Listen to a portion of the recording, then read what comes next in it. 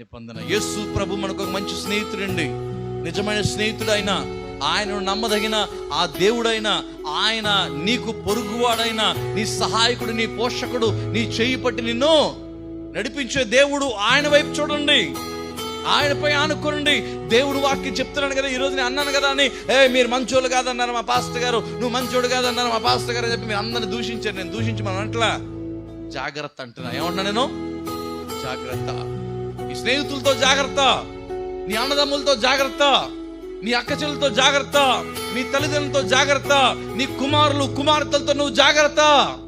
వాళ్ళందరి కాదు చూసేది, నేను చూసే దేవుడు ఉన్నాడు, నా ప్రభు అయినా యేసయ్య.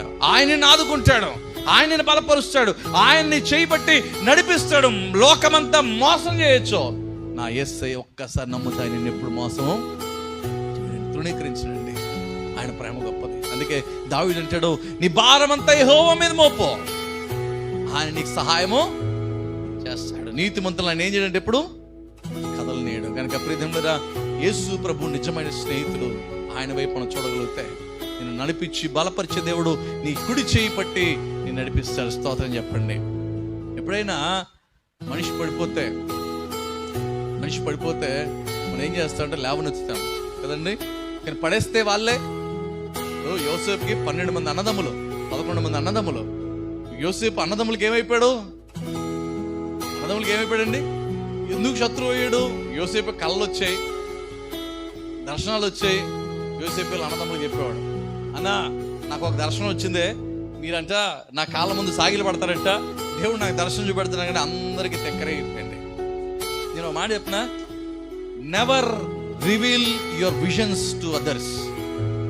నీ యొక్క దర్శనాలు లేదా నీకున్న దేవుడు నీకు చూపిన ఆ యొక్క దర్శనము మార్గము లోక సంబంధం వారి ఎదుట నువ్వు ఎప్పుడు రివీల్ చేయొద్దు.